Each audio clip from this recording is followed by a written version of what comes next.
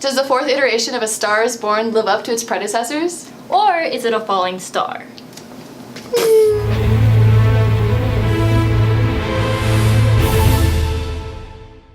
The Real Screeners are back to give you our real take on movies, and today we have two special guests joining us. We have Michelle, who is back, and my sister Laura, who is joining us for the first time. This is the fourth version of A Star is Born. The original came out in 1937, but of course the two most popular versions are those from 1954 and 1976, starring Judy Garland and Barbara Streisand respectively, and now Bradley Cooper steps in as director for the first time, and of course helms the lead role, and we have Lady Gaga taking the female lead, and we also have Sam Elliott and Dave Chappelle as supporting actors. So the story, in case you don't already know, it centers on two musicians, a rising star and a veteran. Basically, it focuses on their trials and tribulations as they battle fame and substance abuse and other obstacles that get in their way. And of course, this is a very complicated love story. The film really focuses on the ups and downs of a relationship. In my opinion,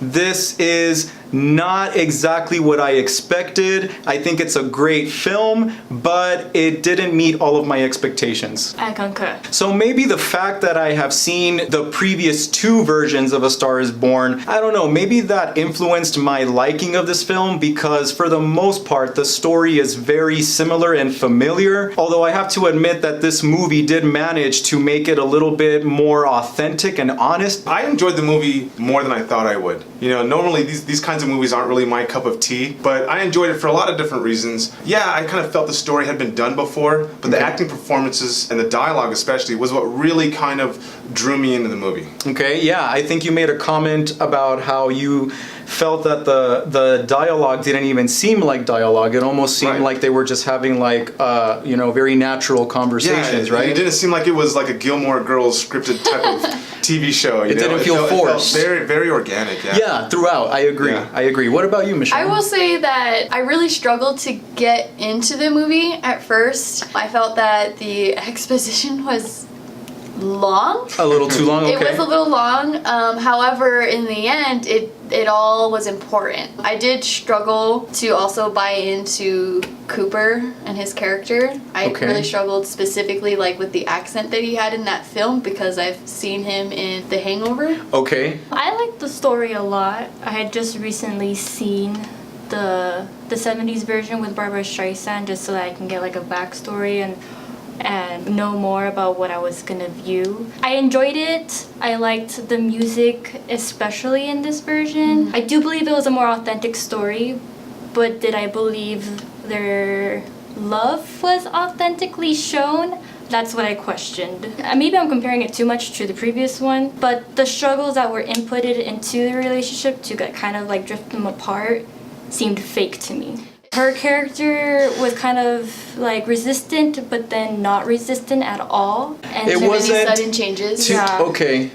And then, you know, where they take her character, she wasn't resistant of it. She kind of just went with the flow. Yeah, you know, I got you. Yeah, like I felt that way too. Got you. Yeah. Because at first I was like, she was like so resistant to hanging out with this rock star, to going to his show. Yeah, like, I was like, come this on. guy has troubles. You know, I don't want to be famous. And then all of a sudden, too quick. She just took that dive, like, but then again, you could say that maybe that's how intoxicating fame can be, right? Bradley Cooper's character, comparing it to Chris Christopherson's portrayal of the character in the 70s you version, could see how hard it was, how weak he was, and you can see progressively how he was, you know, falling more. In this version, you don't really see a downfall with this character. You don't see him, you know, struggling more with his own insecurities. It's kind of like it just snaps into, okay, he's down now. I don't know. It was extremely abrupt. It was abrupt. I can definitely see that. Yeah, absolutely. Yeah, see, I haven't seen the 70s version, but I kind of did feel like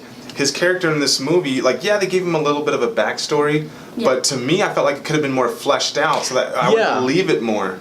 Yeah, you know, so that I could buy into the abrupt, you know, fall. Transition, right? Yeah. I thought, you know, at least in this version with Bradley Cooper, you get a little bit more insight into the background of his Yeah. character and what brought him to the point that he is at right now with his substance abuse problem, right? Yeah. Whereas in the older version, we didn't really get a backstory. But even then, I still felt like they could have worked more towards a better backstory. But that being said, I think that Bradley Cooper did a really good performance in this film.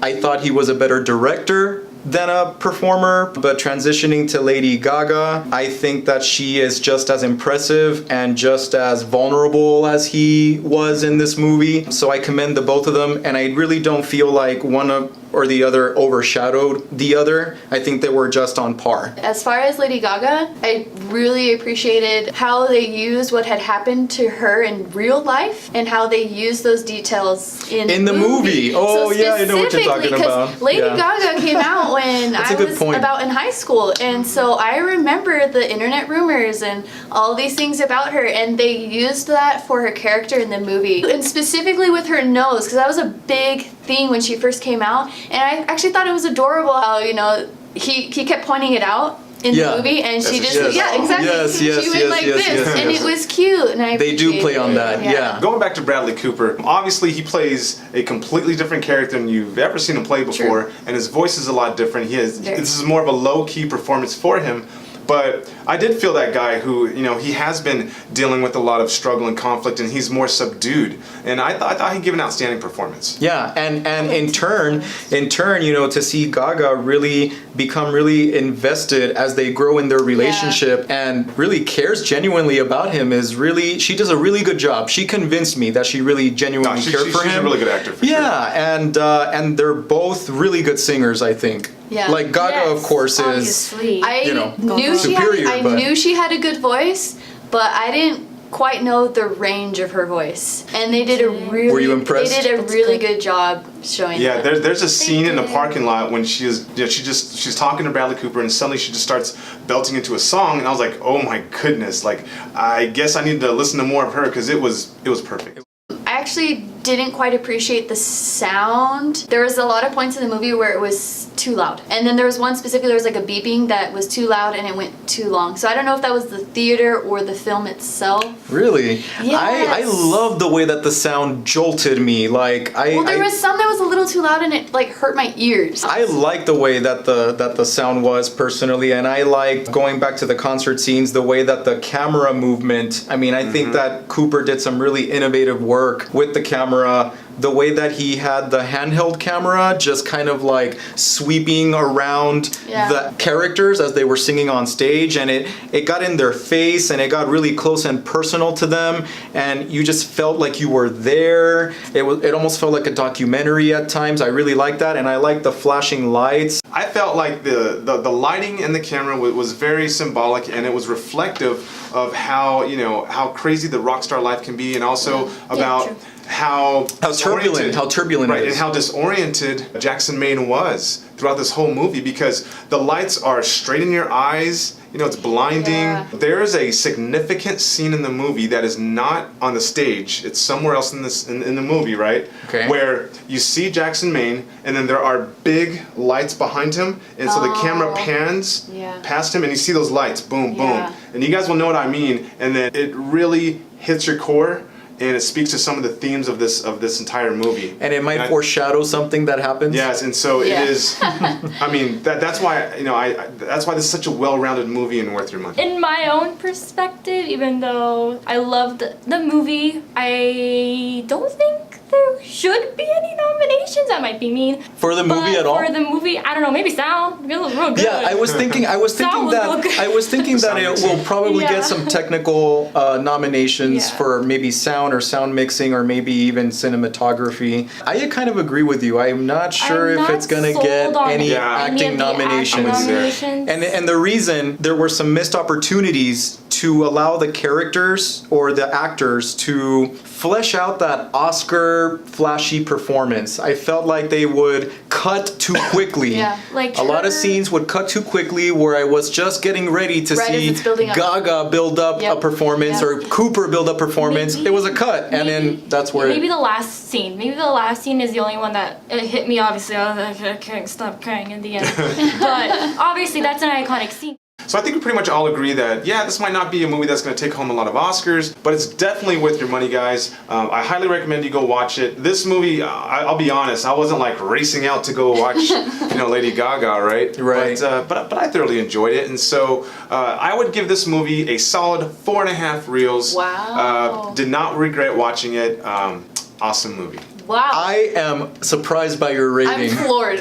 Yeah, I thought I was. I want to hear what you say. I want to hear what you say. I thought I was gonna give the highest rating. I would give it a three and a half to a 4 Wow, reel. okay. Yeah, and I thought I was being generous, but now I realize that maybe I don't know. No. That's just my. Yeah, so 3.5 to 4 reels, and I just really appreciated how they brought the facts of Lady Gaga's life into the movie. That struck a chord with you. I could see how Hollywood twists people's creativity and originality. In my opinion, I am gonna give it a solid 4 reels. I never said this earlier, but I loved the music in this movie. I loved his music in particular more than hers. I love lyrically. I agree with that. Everything was very, very well written.